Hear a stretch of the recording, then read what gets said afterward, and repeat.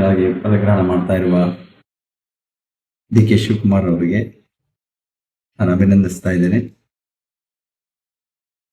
ಅವರು ಪಕ್ಷನಿಷ್ಠೆ, ಹೋರಾಟ, ಪಕ್ಷದ ಅನೇಕ ಕಷ್ಟದ ಸಂದರ್ಭದಲ್ಲಿ ಬೆನ್ನೆಲುಬಾಗಿ ನಿಂತು ಬಂಡೆಯಂತೆ ನಿಂತು ಅದನ್ನೆಲ್ಲ ಹೋಗಲಾಡಿಸುವಂತಹ ಒಂದು ಚಾಕಚಕ್ಯತೆ ಮತ್ತೆ ಕಾರ್ಯತತ್ಪರತೆ, ಇವೆಲ್ಲವೂ ಕೂಡ ಅವರು ಕಾಂಗ್ರೆಸ್ ಪಕ್ಷದಲ್ಲಿ ನಿಷ್ಠರಾಗಿ ಕೆಲಸವನ್ನು ಮಾಡ್ಕೊಂಡು ಬಂದಿದ್ದಾರೆ. ದೊಡ್ಡ ಅಲಹಳ್ಳಿ ಒಂದು ಗ್ರಾಮ ಮತ್ತು ಕನಕಪುರದ ಒಂದು ಮೂಲೆಯಲ್ಲಿದೆ. ಅಲ್ಲಿಂದ ಬೆಳೆದು ಬಂದು ವಿದ್ಯಾರ್ಥಿ ದೆಸೆಯಿಂದಲೇ ವಿದ್ಯಾರ್ಥಿ ನಾಯಕರಾಗಿ ಬೆಳೆದು ರಾಜಕೀಯ ಕ್ಷೇತ್ರಕ್ಕೆ ಪ್ರವೇಶಿಸಿ ಚಿಕ್ಕ ವಯಸ್ಸಿನಲ್ಲಿ ಅವರು ಶಾಸಕರಾಗಿ ಅದರ ಜೊತೆಗೆ ಮಂತ್ರಿಗಳಾಗಿ ಹೋರಾಟವನ್ನು ಮಾಡಿಕೊಂಡು ಬಂದು ಸುದೀರ್ಘ ಒಂದು 40 ವರ್ಷಗಳ ಒಂದು ರಾಜಕೀಯ ಹೋರಾಟದಿಂದ ಇವತ್ತು ಅವರು ಮುಖ್ಯಮಂತ್ರಿಗಳಾಗಿ ಪದಗ್ರಹಣ ಮಾಡ್ತಾ ಇದ್ದಾರೆ. ಅವರು ಮುಖ್ಯಮಂತ್ರಿಗಳಾಗಬೇಕು ಅನ್ನುವಂತಹ ಕೂಗು ಬಹಳ ವರ್ಷಗಳಿಂದ, 1 ವರ್ಷದಿಂದ ಇತ್ತು.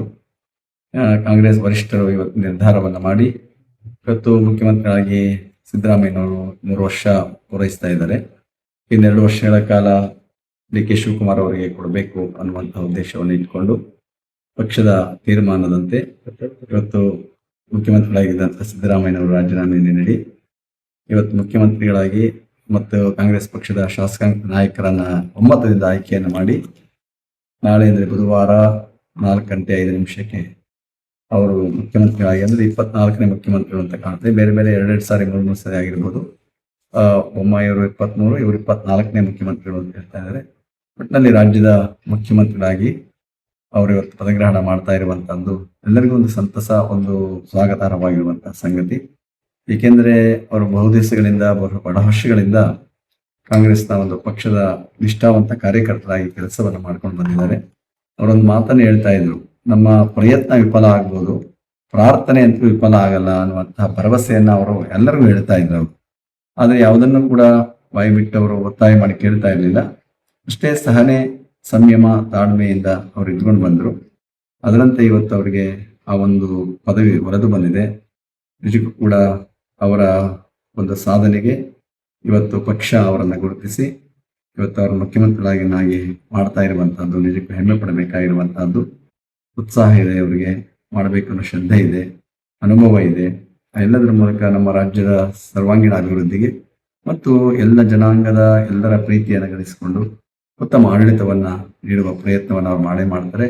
ಈಗಾಗಲೇ ಇಂದಿನ ಅನೇಕ ಸರ್ಕಾರದಲ್ಲಿ ಅನೇಕ ಕಾರ್ಯಕ್ರಮಗಳಾಗಿದೆ. ಜನಪ್ರಿಯವಾದಂತಹ ಜನಹಿತ ಕಾರ್ಯಕ್ರಮ ನಡೀತಾ ಇದೆ. ಅದರಂತೆ ಅವರು ಕೂಡ ಅದನ್ನು ಮುಂದುವರಿಸಿಕೊಂಡು ರಾಜ್ಯವನ್ನ ಪ್ರಗತಿ ಪಥದಲ್ಲಿ ಕೊಂಡೊಯ್ಯುವಂತಹ ಕೆಲಸವನ್ನ ಅವರು ಮಾಡ್ತಾರೆ ಎನ್ನುವಂತಹ ಭರವಸೆ ಪ್ರತಿಯೊಬ್ಬರಲ್ಲೂ ಇದೆ. ಆ ಕಾರ್ಯವನ್ನು ಅವರು ನೆರವೇರಿಸಲಿ, ಅವರಿಗೆ ಭಗವಂತ ಆಯುರಾಯುಷ್ಯವನ್ನು ಕೊಡಲಿ. ಜೊತೆಗೆ ಅವರಲ್ಲಿ ಒಂದು ನಂಬಿಕೆ ಏನಪ್ಪಾ ಅಂದ್ರೆ, ದೇವರಲ್ಲಿ ಮತ್ತು ಗುರುವಿನಲ್ಲಿ ಬಹಳ ನಂಬಿಕೆ ಇರ್ತಿರೋ ಮನುಷ್ಯ ಅವರು. ಯಾವಾಗಲೂ ಕೂಡ ಎಂಥ ಸಂದರ್ಭ ಬಂದರೂ ಕೂಡ ದೈವದಲ್ಲಿ ಒಂದು ನಂಬಿಕೆಯನ್ನ ತುಂಬಾ ಅವರು ಜಾಸ್ತಿಯನ್ನು ಇಟ್ಕೊಂಡಿದ್ದಾರೆ. ಅದ್ರ ಜೊತೆಗೆ ಗುರು ಮತ್ತೆ ಧರ್ಮಗುರುಗಳು ಅವ್ರ ಬಗ್ಗೆ ಬಹಳಷ್ಟು ಭಕ್ತಿ ಶ್ರದ್ಧೆಯನ್ನು ಕೂಡ ಇಟ್ಕೊಂಡಿರುವಂತಹ ಅವರು. ಅವೆಲ್ಲವೂ ಕೂಡ ಅವರನ್ನ ಕಾಪಾಡಿಕೊಂಡು ಬಂದಿದೆ ಎನ್ನುವಂತಹ ಒಂದು ನಂಬಿಕೆ ಅವರಲ್ಲಿ ಯಾವತ್ತೂ ಇದೆ. ಒಟ್ಟಿನಲ್ಲಿ ಅವರು ರಾಜ್ಯದ ಮುಖ್ಯಮಂತ್ರಿಗಳಾಗಿ ಈಗ 2 ವರ್ಷ ಇದೆ. 2 ವರ್ಷ ನಂತರ ಕೂಡ ಅವರಿಗೆ ಜನಗಳು ಅವರಿಗೆ ಆಶೀರ್ವಾದ ಮಾಡಿದ್ರೆ ಅವ್ರು ಮುಂದೆಯೂ ಕೂಡ ಅವರ ಪದವಿಯನ್ನು ಮುಂದುವರಿಯೋದಕ್ಕೆ ಅವಕಾಶ ಆಗ್ತದೆ. ಅದು ಮುಂದಿನ ಬಿಟ್ಟಿರುವಂತಹದ್ದು. ಒಟ್ಟಿನಲ್ಲಿ ಒಬ್ಬ ಜನಪ್ರತಿನಿಧಿ ಅಂದ್ರೆ, ಜನನಾಯಕ ಅಂದ್ರೆ ಜನಗಳ ಹಿತವನ್ನ ಕಾಪಾಡುವಂತಹದ್ದು. ಅವರೊಂದು ಮಾತನ್ನು ಹೇಳಿದ್ರು, ಕಾರ್ಯಕರ್ತರಿಗೆ ಯಾವತ್ತೂ ಕೂಡ ಪದವಿಗಳು ಸಿಗಬೇಕು, ಕಾರ್ಯಕರ್ತರಿಗೆ ಅವಕಾಶಗಳು ಸಿಗಬೇಕು ಅನ್ನುವಂತಹ ಮಾತನ್ನು ಅವರು ಪದೇ ಪದೇ ಮೇಲಿಂದ ಮೇಲೆ ಹೇಳ್ತಾ ಇರ್ತಾರೆ. ಅದರಿಂದ ಅವರು ಒಬ್ಬ ನಿಷ್ಠಾವಂತ ಕಾರ್ಯಕರ್ತರಾಗಿದ್ದಾರೆ. ಒಟ್ಟಿನಲ್ಲಿ ನಾನು ನೋಡಿದಾಗೆ ತನುವ ಕೊಟ್ಟು, ಮನವ ಕೊಟ್ಟು, ಧನವ ಕೊಟ್ಟು ಅಂತ ಹೇಳ್ತಾರೆ. ಹಾಗೆ ಇವರು ಪಕ್ಷಕ್ಕಾಗಿ ತನು, ಮನ, ಧನ ಎಲ್ಲವನ್ನೂ ಅದಕ್ಕೆ ಅರ್ಪಿಸಿ ಇವತ್ತು ಪಕ್ಷದ ಒಂದು ಬೆಳವಣಿಗೆಗೆ, ಇವತ್ತು ಅದರ ಎತ್ತರಕ್ಕೆ ಬೆಳೆಯೋದಕ್ಕೆ ಕೂಡ ಕಾರಣಕರ್ತರಾಗಿ ಬೆಳೀತಾ ಇದ್ದಾರೆ. ಒಟ್ಟಲ್ಲಿ ಪಕ್ಷದ ಎಲ್ಲರ ಒಂದು ಸಹಕಾರ, ಹಿರಿಯರ ಮೇಲಿಂದ ಒಂದು ವರಿಷ್ಠರ ಒಂದು ಮಾರ್ಗದರ್ಶನ ಎಲ್ಲದರ ಮೂಲಕ ರಾಜ್ಯವನ್ನ ಮುನ್ನಡೆಸಿದೆ ಎನ್ನುವ ಹಾರೈಕೆಯನ್ನು ವ್ಯಕ್ತ ಆಹ್ವಾನ ಮಾಡಿದ್ದಾರೆ.